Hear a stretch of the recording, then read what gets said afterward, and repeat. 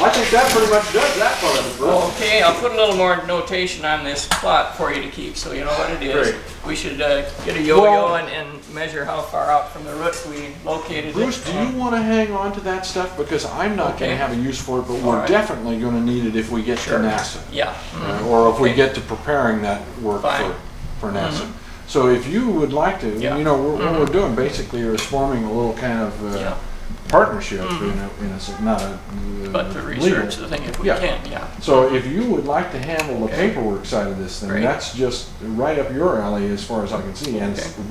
very alien to me. I Okay. have trouble keeping balancing my checkbook. And, Yeah, I'll be glad to. okay, great.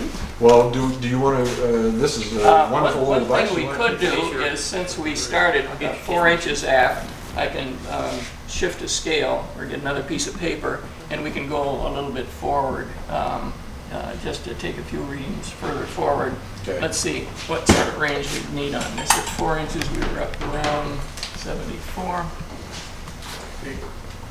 So do you need a wrench for that? Looks a little glary to me from this end, like a 80, spot. 90, Get rid of that. 100, and 10. Oh, you can I just go turn from the. 70, 80, 90, 100. So we can go a little bit forward and get the very steep part of the curvature, if you'd like to do it. Sure. It's Yeah. Well, as long as you're here, this Yeah. is a long way away from you. Bruce, I just. Okay, that's all right. size No, you can 0. turn that around anywhere. It doesn't make any difference. Okay. As a matter of fact, we can set it anywhere convenient. Smooth with the wing removed. Yeah. Yep. Is that the point we're after? Well, that's actually, I pulled a little over here, so I have a 1/4 of an inch here, but that actually is where I was, that corresponds to the track where I was running the gauge, not to the tape here. Okay. I could cite this from here just to be. Yeah, from this way it looks like it's closer to 5 foot. Maybe, yeah. Okay, that's it. Yeah, I make a good wing, folks. Okay. A few more points then to get that steep part of the curvature change. And of course, there you got such a favorable pressure gradient, you can stand waves out the ears and Yeah. unaffected. Yeah. Okay, so when you got a reading around. Okay, and moving back, that's at 2 inches. Yeah. We got 2 1/4. It's 95. Okay. And at 2 1/2, it's 90 1/2. Mm-hmm.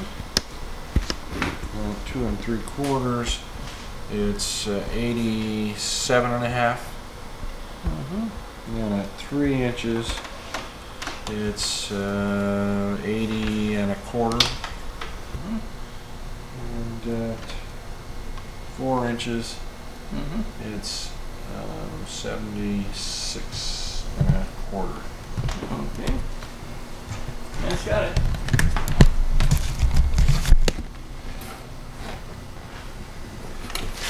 That doesn't look too bad. No, that is pretty smooth. That's a very, Boy. very steep area, but that's really, really smooth. Yeah. Yeah, you could practically put a French curve through that. Have very little variation. Of course, greatly expanded scale. But Well, I'm a lot better than I thought. yes, yeah, it's really a lot. Boy, I didn't really think it was possible to smooth a wing constructed this way. You know, if you made a plug and ground away on that plug till it was this perfect, and then pulled female splashes up like they can afford to do with a production Yeah. sailplane, and then lay up sandwich skins in those female splashes, even so, they come out of the factory generally at least peak to peak 4-6 thousandths. You know, it's just you know. And this like one is 2 to 3 times better than comes out of the production, and as good as any that anyone has ever. Like Dick Johnson has polished his to a fairly well, and this is about what Dick approaches. Yeah. Boy, So that's remarkable. that was a good technique you used. Just lucky.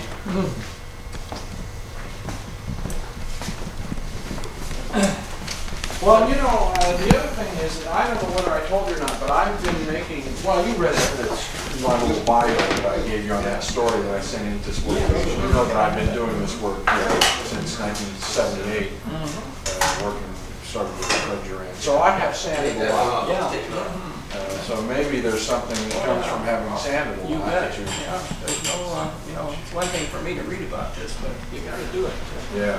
You get good at it. Well, I can tell you that my back is permanently damaged as a result of all of this sanding, and I'm looking for a way to get out from. I would like to show people how to do it, Right. not do it, and just Yeah. punished myself for years.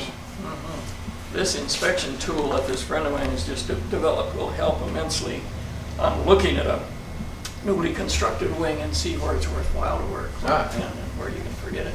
Ah. Well, you want to talk about some drag areas and wetted areas? I sure do. Yeah. I sure do. What you know, Bruce, that what I'm interested in doing is trying to explain to people what the airplane means. Yeah. I mean, what's been done here. I'm not so interested in pounding myself on the back about it, but I would like to, if there's something that's, Disseminate the information. I'd like to get the information out there. Good. So. Yeah. And one of the things that, as you know, we've talked about this before, one of the things that's come out of my talking to experts, people who really know about this kind of stuff, is this, are these drag numbers. And the drag area, for example, of 0.88 square feet. That didn't mean anything to me when I first heard it. I didn't realize that there was a big deal about getting the drag area below a square foot. So, Yeah. is that true? Is it a Right. big Yeah. deal? Well, that's what impressed me when I opened up the October issue of Sport Aviation. And here was your picture with the AR-5 and a short caption under it saying that this airplane took the world speed record for the 3-kilometer run for airplanes under 661 pounds. I said, this has got to be looked into further because this really looks unusually fast, knowing that you had the Rotax engine with maybe nominal 65 horsepower. So then I looked at it some more and I says, and this is an airplane with a fixed but carefully faired landing gear. Furthermore, it's a low-wing airplane where one always has to worry about the wing root juncture with the they're worse. fuselage. It's easier to get in trouble with the low wing position than mid-wing or shoulder wing. And so I tried to run some numbers. So if we have the horsepower of the engine, we have some guess at what the propeller efficiency might be, and we have the speed that you make, then we can work to something called the drag area. And all that is the drag in pounds at that particular speed you made, divided by the dynamic pressure corresponding to that airspeed, which is half the density of the air times the speed squared. So I had to check with you to see what the level flight speed of the airplane was. And you have a pretty good idea it's going to be very close to 207 miles an hour. So 207 miles an hour, and I assumed horsepower is between 64 and 72, because maybe you could rev it up a little more and get a little more power, like the Formula A guys do. And I assumed the very... Incidentally, that's not true for two-strokes. They peak. That's right. It's not like a four-stroke where the more you wind it, the higher the horsepower is. A two-stroke has a horsepower that is limited by the, well, I don't know why it's limited, but it goes up and then falls off as you increase RPM. So it had to do with the porting problems and so forth. I'm not an engine guy. I don't know anything about engines either. So anyway, I said the highest propeller efficiency that anyone has ever shown in experiments on a fixed pitch propeller at its design point, which might not necessarily be your point you're trying to make your speed at, because you don't know what that's going to be ahead of time, but about 85%, and probably unlikely to be that high, so let's take 80%. Now the higher we put the power and the higher we put the propeller efficiency, then you could have a somewhat higher drag area and still make that speed. But the lower the assumed power and the lower the propeller efficiency, the cleaner it's got to be. And so I took a little range of numbers here, and I'm getting drag areas between about 0.84 square feet for 80% propeller efficiency and 64 horsepower, and 1 square foot if you were somehow able to pull 72 horsepower out of the engine, which I doubt, and if you had as high a propeller efficiency as 85%.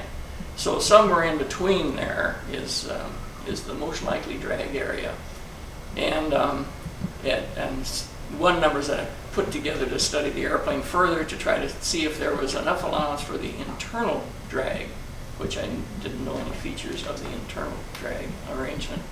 I did my best guess at calculating the drag of the wing, the drag of the fuselage, the interference drag, the drag of the tail forces, the drag of the landing gear, and added, and I made these optimistic assumptions to keep the drag, but I thought best could be done with composite construction. Added all that up, and I got a smaller number than the number I got for drag area for the whole airplane with the internal flow.